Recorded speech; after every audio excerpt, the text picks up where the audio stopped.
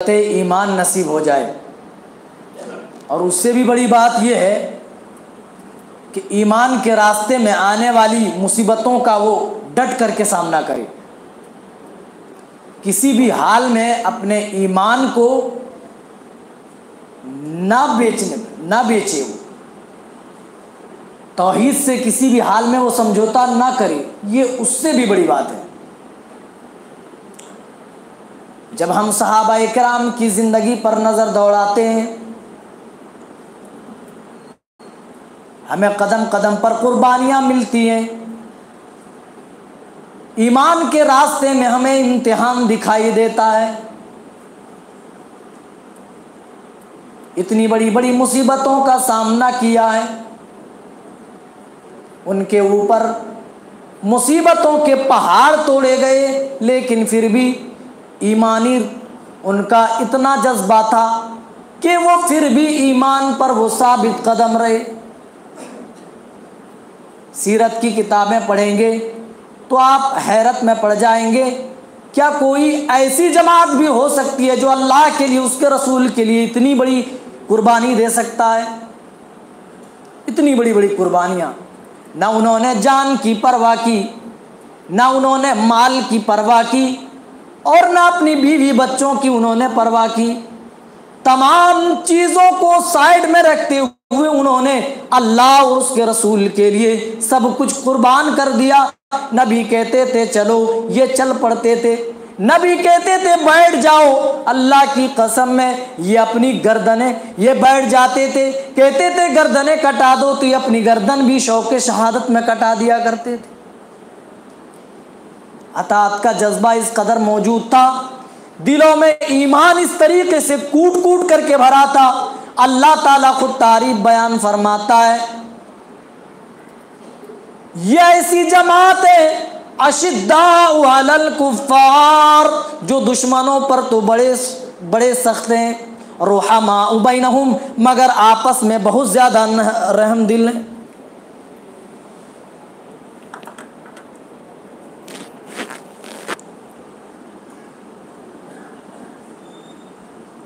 ये दुश्मनों के साथ सख्त हैं लेकिन आपस में रहम दिल हैं।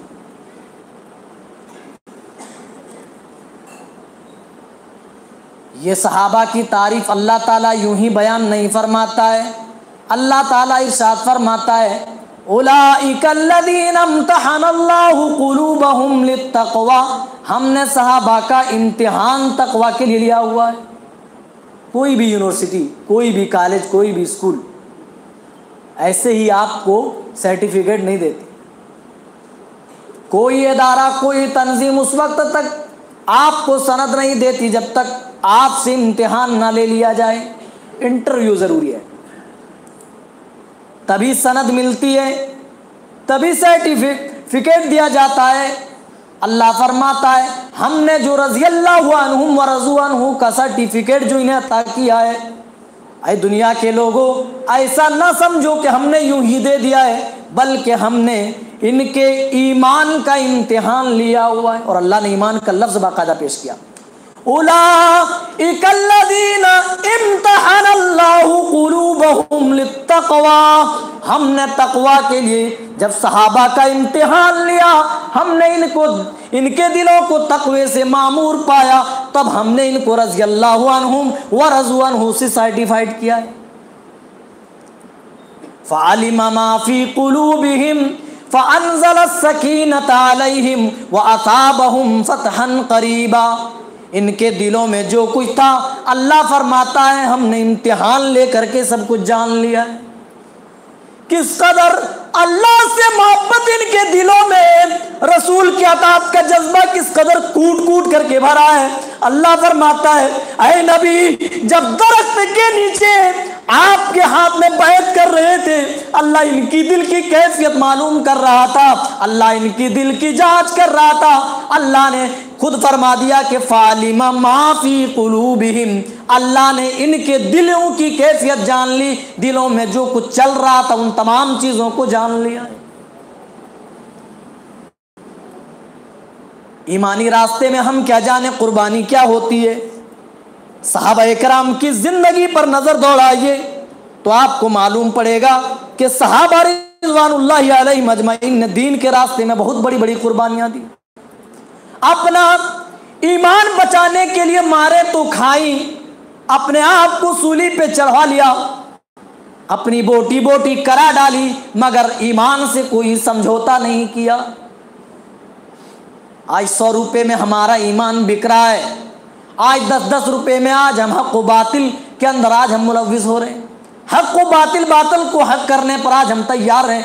हजरत बिलाल ने देखिए ईमानी दौलत पाने के बाद देखिए इनकी हालत क्या होती है। ये जानते हो हजरत बिलाल रज़ी अल्लाह ताला अन्हु उमय्या बिन खलफ के ये गुलाम थे। इनको मारा जाता, पीटा जाता, मक्के की गलियों में घिसेटा जाता, कभी मक्के की वादियों में घिसेटा जाता। इतने बड़े बड़े जुल्म सितम के पहाड़ किसी पर न ढाए गए जितने जुल्म सितम के पहाड़ नबी के सहाबा के ऊपर ढाए गए। वो भी हजरत बिलाल की कैफियत हजरत अमर इब्न आस बयान फरमाते हैं, इब्न माजा कहते हैं बिलाल को जब मैंने अरब की मक्के की तपती हुई रेत पर लेटे हुए देखा, हजरत बिलाल का जिस्म इतना गर्म हो चुका था, इतना गर्म हो चुका था कि अगर उसके जिस्म के अंदर गोश्त का टुकड़ा भी रख दिया जाता तो गर्मी की वजह से, तपिश की वजह से गोश्त का टुकड़ा भी जल भुन करके खाक हो जाता। जरा अंदाजा लगाओ, अरब की रेतीली और बहुत ज्यादा गर्म रेत पर लिटा दिया जाता, और सिर्फ लिटाया ही नहीं जाता बल्कि ऊपर से भारी चट्टान बड़े बड़े रख दिए जाते थे। लेकिन फिर भी सारी मुसीबतें मिलकर भी हजरत बिलाल को ईमानी रास्ते से हटा न सकी। फिर भी कहते जाते अहद अहद, अल्लाह एक है, अल्लाह एक है, अल्लाह एक है। सारी मुसीबतों के पहाड़ मेरे ऊपर तोड़ो, लेकिन मैं ईमान से सौदा करने वाला नहीं। कभी उमैया अपने बेटों के हवाले कर देता, कभी खुद गलियों और कूचों में गर्दन में रस्सी डाल करके गलियों कूचों में घिसेटता, तो कभी कुछ और कभी कुछ अजियतें देता। और जब शाम होती तो शाम को पैरों के अंदर बेड़ियां डाल दी जाती, रात को कोड़े बरसाए जाते। सारे मजालिम से तमाम दुख झेला, लेकिन फिर भी ईमान पर साबित कदम रहे।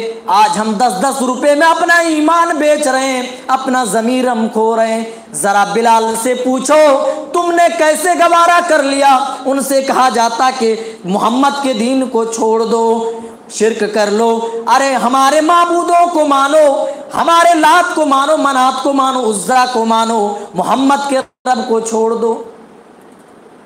वो चाहते तो अब इन तकलीफों से नजात पा सकते थे सिर्फ एक जुमला कहकर कि हाँ मैंने मोहम्मद के रब का इनकार कर दिया।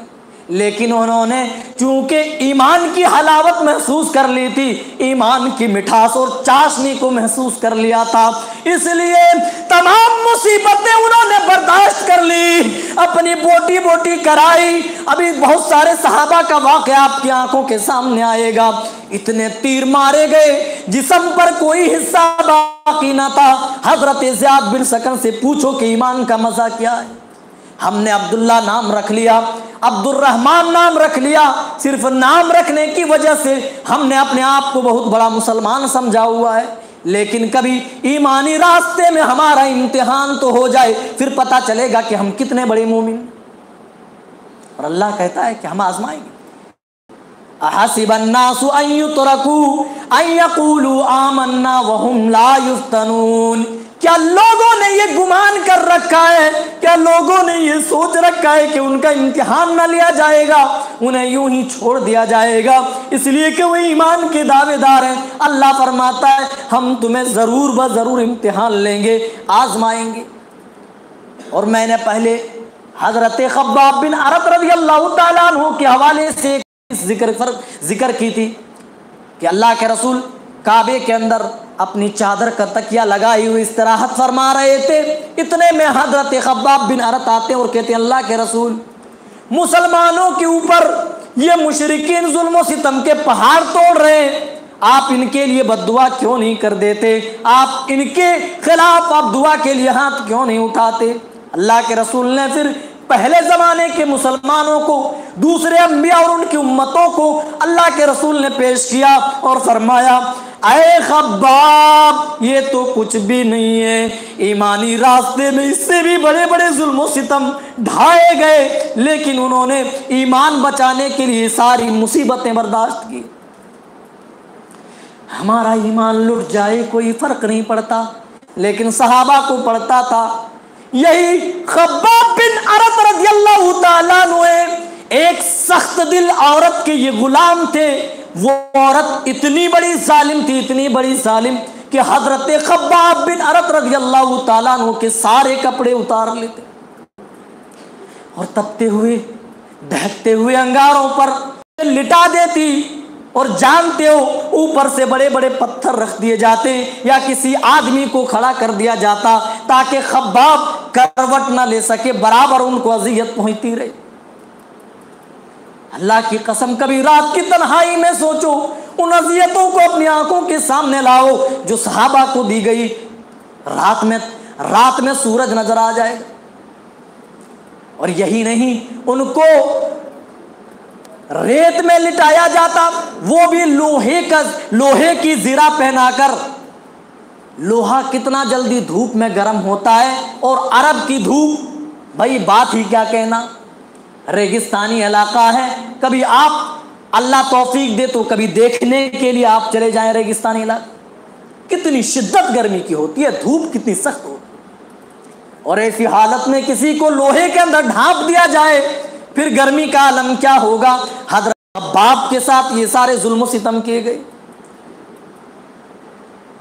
लोहा गर्म करके वो औरत इतनी बड़ी जाती, लोहा गर्म करके हजरत खब्बाब के सर को दागती थी।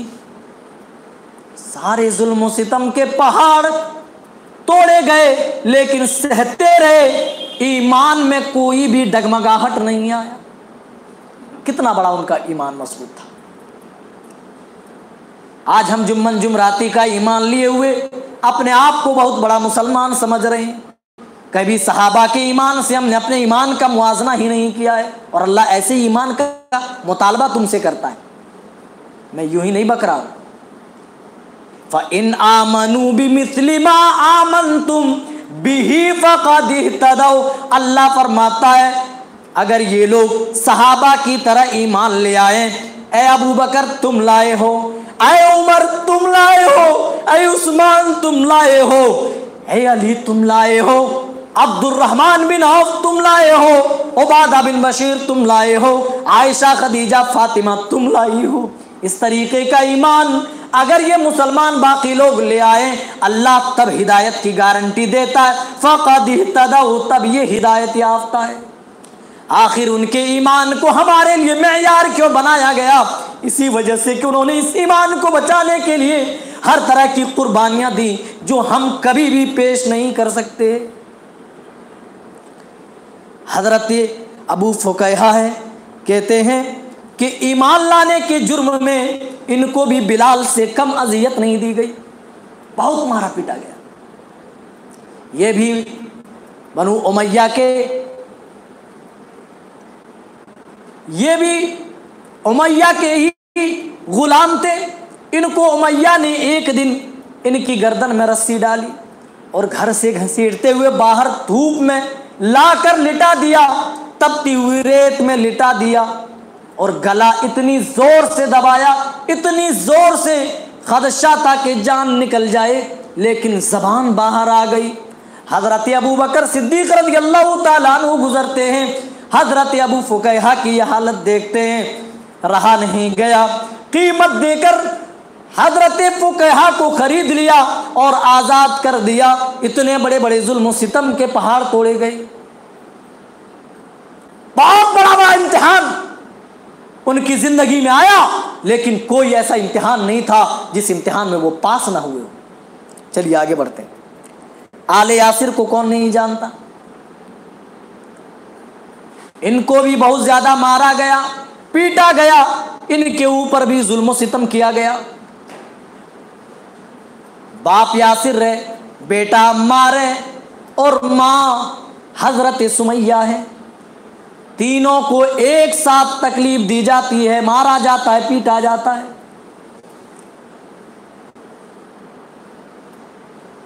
भरे टब के अंदर सर को पानी में डाल दिया जाता और तब तक नहीं छोड़ा जाता जब तक मरने की कैफियत और नौबत पैदा ना हो जाती। हजरत अम्मार रज़ियल्लाहु ताला अन्हु से तो ये काफिर कलमा कुफ्र अदा करवा लेते और यूं ही एक दो दिन की बात नहीं बल्कि ये सिलसिला रोजाना चलता।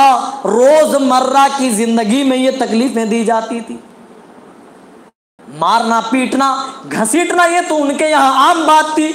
रेतीली सख्त धूप में लिटाना ये आम बात थी, लेकिन पानी के अंदर सर को डुबाए रखना ये बहुत बड़ी बात थी, जो हजरत अम्मार के साथ, यासिर के साथ, हजरत सुमैया के साथ ये लोग क्या करते थे।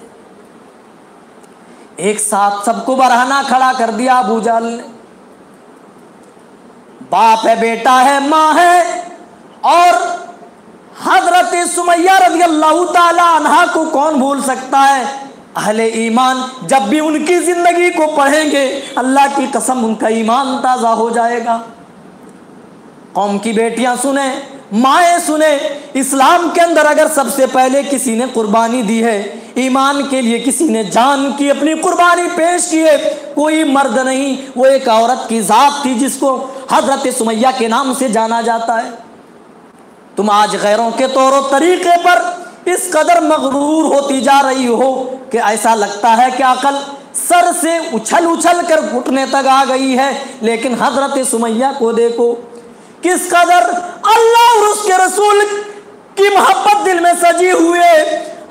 अबू जहल ने हर तरीके का जुल्म किया, हर तरह से आजमाया कि किसी तरह ये बुढ़िया किसी तरह दीन से फिर जाए।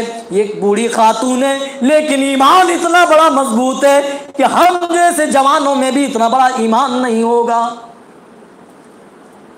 अबू जहल ने कहा, जानते हो सुमैया तुम्हारी क्या हालत होने वाली है। वो कहती है, बार बार यही कहती है, मैं जानती हूँ मेरे साथ तुम क्या करने वाले हो, लेकिन याद रखो ये तो चंद दिनों की तकलीफ है, चंद मिनटों और घंटों की तकलीफ है। मैं भला कैसे ईमान से फिर सकती हूँ, मैं तो अपनी आंखों से जन्नत देख रही हूँ, जन्नत देख रही हूँ। लेकिन हे अबू जहल, मरने के बाद अल्लाह ताला तुझे ऐसी मुसीबत में गिरफ्तार करेगा, ऐसे अजाब में गिरफ्तार करेगा जो घंटों में, मिनटों में और दिनों में खत्म होने वाला अजाब नहीं।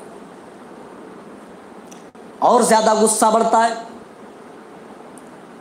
यहां तक जिक्र मिलता है हजरत सुमैया रज़ियल्लाहु ताला अन्हा की नाजुक हिस्से पे उन्होंने खंजर मारा, हजरत सुमैया की जान निकल गई। बाज रिवायतों में तो यहां तक मिलता है कि अबू जहल ने अपने 2 टकों के नौकरों से कहा कि ऊंट मंगाओ। 2 ऊंट मंगाए गए। हजरत सुमैया की एक टांग को एक ऊंट के साथ बांध दिया और दूसरी टांग दूसरे ऊंट के साथ बांध दिया गया। एक का रुख मगरिब की तरफ, दूसरे का रुख मशरिक की तरफ कर दिया और उन्हीं नौकरों ने अबू जहल के इशारे पर ऊंट को हाँक दिया, एक पश्चिम की तरफ, एक पूरब की तरफ। यहां तक कि हजरत सुमैया रज़ियल्लाहु ताला अन्हा का जिस्म 2 टुकड़ों में बट जाता है। इस वक्त हजरत सुमैया अपनी जबान से जो अल्फाज निकालती है वो तारीख की किताबों में आज भी, सीरत की किताबों में सुनहरे हुरूफ से आज भी लिखे हुए, उन सुरुनी या अरहमर राहिमीन, ऐ मदद फरमाने वाले, ऐ रहम फरमाने वाले, मेरे ऊपर रहम फरमा दे, मेरे ऊपर करम कर, मेरी जान बचा कर नहीं बल्कि मेरा ईमान बचा कर। किसी भी हाल में कोई भी सहाबा या कोई भी सहाबी या कोई भी सहाबिया ईमान से फिरना नहीं चाहते थे।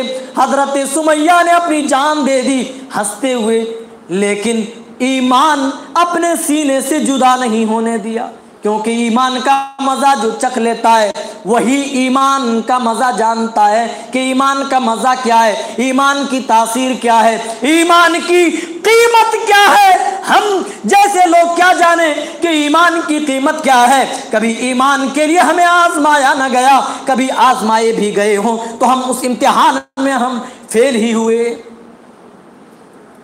बहुत बड़ी बड़ी मुसीबतें ढाई गई। चलिए सिर्फ 2 वाक़या, टाइम नहीं है, 2 वाक़यात पेश करेंगे। हजरत मुसाब बिन उमैर ये अमीर घराने में पैदा हुए, बहुत बड़े अमीर थे, किसी चीज़ की कमी नहीं, नाजो नाम में पला हुआ बंदा। इस्लाम से पहले मुसाब बिन उमैर की हालत लिखते हैं उलमा ने, लिखे इनका कपड़ा अरब में नहीं बल्कि मुल्क शाम में तैयार होता था। बाज़ उलमा कहते हैं कि ये यमन से कपड़े सिलवाते थे, यमन से कपड़े मंगवाते थे, इतने बड़े रईस थे। और आला किस्म की ये खुशबू लगाया करते थे। जब उमैर किसी रास्ते से गुजर जाते थे लोग समझ जाते थे कि उमैर का गुजर हुआ है, लोग पहचान लेते थे ऐसी खुशबू तो सिर्फ उमैर ही लगा सकता है। एक बार जो जूता पहन लेते फिर दोबारा उसे पैरों के अंदर न चढ़ाते। इतना नाजो नाम में पला हुआ बंदा, जानते हो जब उन्होंने ईमान की चाशनी को महसूस कर लिया, जानते हो माँ ने और उसके सगे चचा ने सब कुछ छीन लिया। ऐ ईमान की रट लगाने वाले मुसाब, जानते हो ये दौलत जिस पर तुम पल बढ़ रहे हो ये तुम्हारे मुशरिक बाप की है, लाओ सारी दौलतें मुझे दो। यहाँ तक के कपड़े उतार लिए गए, कोई कपड़ा उसके जिस्म पे ना बचा। मादरजात बरहना जिसे कहा जाता है, वो सुलूक हजरत मुसाब के साथ किया गया। जब क्या आप जानते हैं हजरत मुसाब की जिंदगी कितनी नाजो नाम में गुजरी है। वो ऐसे आला किस्म के लिबास पहनते थे जो यमन से शाम से तैयार होकर आते थे, ऐसी खुशबू लगाते थे जो दूर से लोग पहचान जाया करते थे। और आज ईमान की बदौलत इम्तिहान इस हद तक आ पहुंचा है कि जिस्म के सारे कपड़े उतार लिए गए। सिर्फ कसूर ये है कि अल्लाह पर ईमान लाता है, वो ये कहता है लोगों अल्लाह के अलावा तुम्हारा कोई हाजत रवा नहीं, कोई मुश्किल कुशा नहीं, कोई बिगड़ी बनाने वाला नहीं।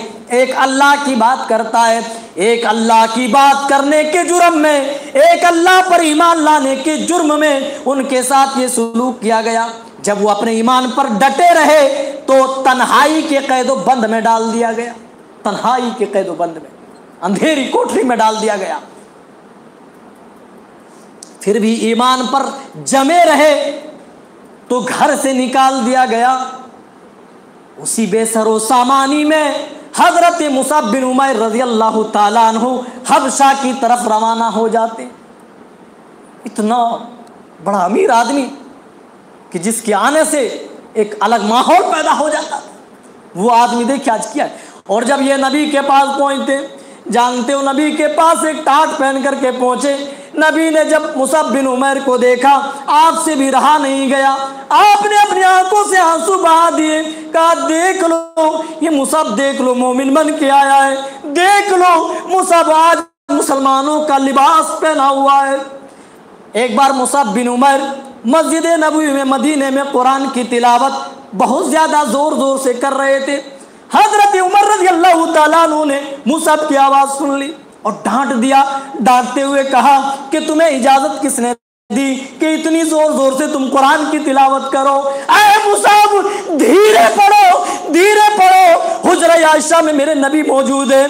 नबी के कानों में हजरत उमर की डांटने की आवाज गई। आप बाहर आ गए और कहा ऐ उमर मुसाब से कुछ ना कहो, ईमान के लिए मुसाब ने वो कुर्बानी दी है जो दूसरा कोई पेश नहीं कर सकता है। इन्होंने ईमान के लिए घर को छोड़ा, घर बार को छोड़ा, अपनी दौलतों को लात मार दिया और वो बेसरो सामानी में वो आज हमारे पास आया हुआ है।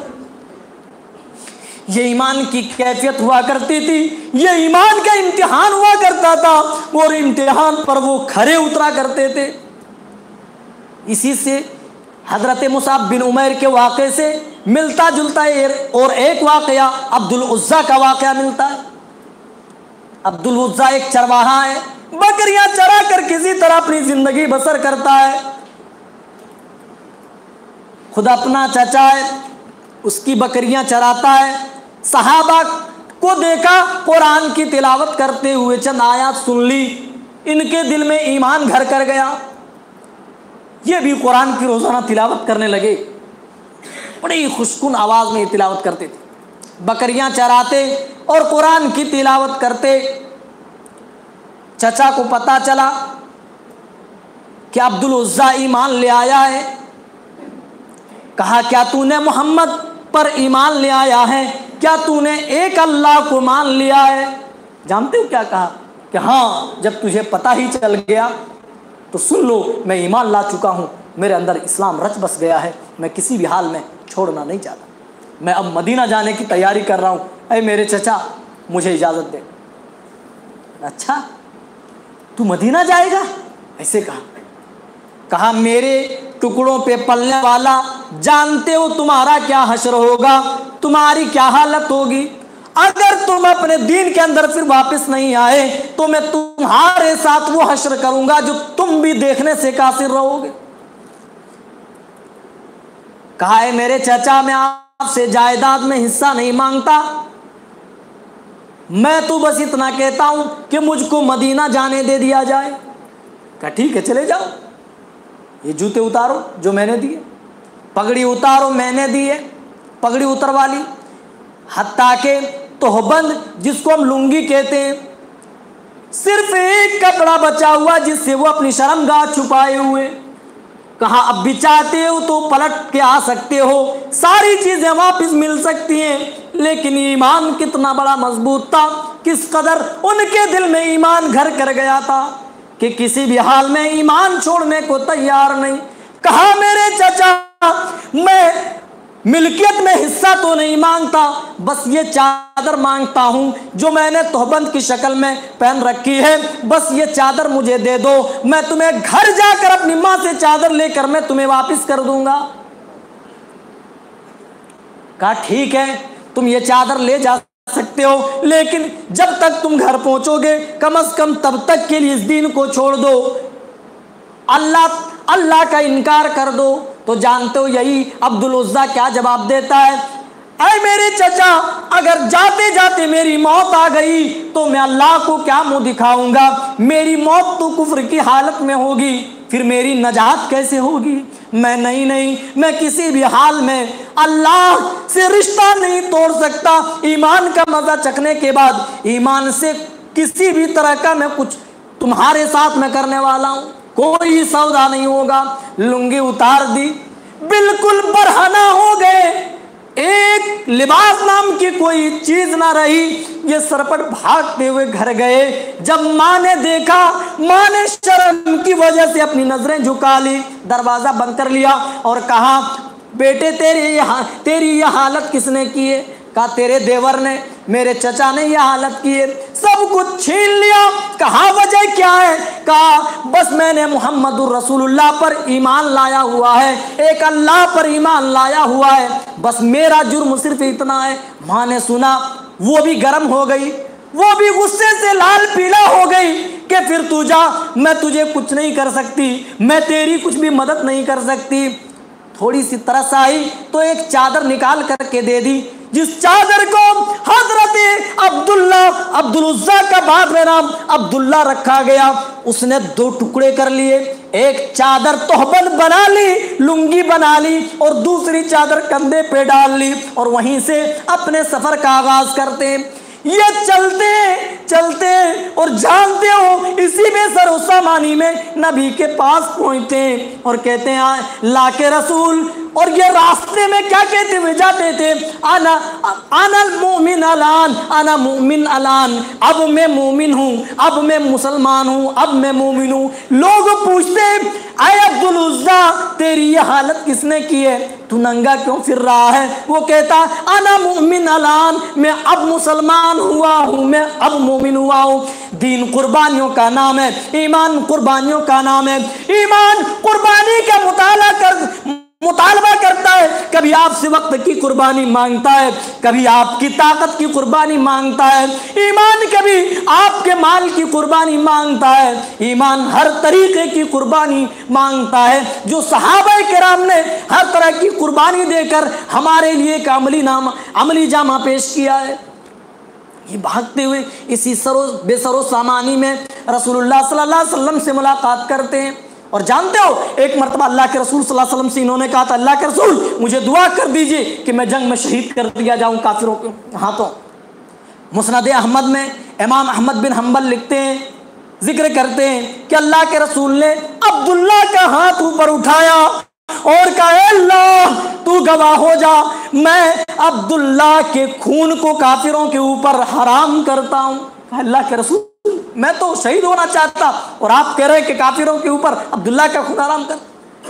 उसी जंग के अंदर बुखार आ जाता है। हजरत अब्दुल्ला, अल्लाह के रसूल ने जब 2 चादर ओढ़े हुए उसको देखा था पहले, तो तभी एक लक़ब से मुलक़ब कर दिया था, जुल्बजादैन, यानी 2 कपड़ों वाला, 2 चादरों वाला। अब्दुल्ला जुल्बजादैन अब पूरा नाम हुआ। ये बीमार पड़ गए, बुखार आ गया इनको, और उसी बुखार में इनका इंतकाल हो गया। इन्ना लिल्लाहि व इन्ना इलैहि राजिऊन, ये दुनिया से चल बसी। जब कब्र खोदी गई, रात का अंधेरा है, कब्र के अंदर इसको उतारा जा रहा है और अल्लाह के रसूल मिट्टी देकर दफनाकर ये दुआ कर रहे हैं हाथ उठाकर। और जानते हो, हजरत अबू बकर उमर को डांट दिया था जब कब्र में, जब ये दोनों हजरत मुसाब बिन उमैर की लाश को उठाए हुए थे और थोड़ा सा हाथ खिसक गया, जिसकी वजह से अल्लाह के रसूल ने डांट दिया, मुसाब को इस तरीके से मुसाब के साथ पेश मत आओ, मुसाब पर रहम करो। जब आप दफना चुके, मिट्टी दे चुके, तब आपने हाथ उठाए और दुआ की, या अल्लाह जब मुसाब मेरे पास आया, जिस तरह पे सरो सामानी की हालत में आया, मैं या अल्लाह इससे तब खुश था जब इन्होंने अपना ईमान पेश किया, तब भी मैं खुश था। जब मुझसे इन्होंने शहादत की बात कही तब मैं खुश था। या अल्लाह जब ये बीमार हुआ तब भी खुश था, इंतकाल हुआ तब भी खुश था, मैं दफना चुका हूँ, या अल्लाह अब भी मैं खुश हूँ। या अल्लाह तू भी हजरत अब्दुल्ला जुल्बजादैन से खुश हो जा। अब्दुल्ला बिन मसूद बूढ़े हो चुके हैं, बूढ़े हैं। अल्लाह हजरत इमाम अहमद बिन हम्बल लिखते हैं क्या अब्दुल्ला इब्न मसूद हजरत अब्दुल्ला जुल्बजादैन की कब्र पे लेट जाते हैं और रश्क करने लगते हैं और लोगों से बताने लगते हैं, ए काश अब्दुल्ला की जगह पर मैं होता और कभी अब्दुल्ला से मुखातब होते, उनकी कब्र से मुखातब होते। ए अब्दुल्ला, ए काश तेरी लाश की जगह मेरी लाश होती, तेरी जगह मैं होता, मेरे लिए अल्लाह के रसूल दुआ या कलमात इस तरह कह रहे होते, मजा ही कुछ और होता। इस तरीके से ईमानी रास्ते में उनका इम्तिहान लिया गया। अल्लाह फरमाता है, उलाइका अल्लज़ीना इम्तहनल्लाहु क़ुलूबहुम लित्तक़वा, हमने तक़वा के लिए सहाबा का हमने इम्तिहान लिया हुआ है।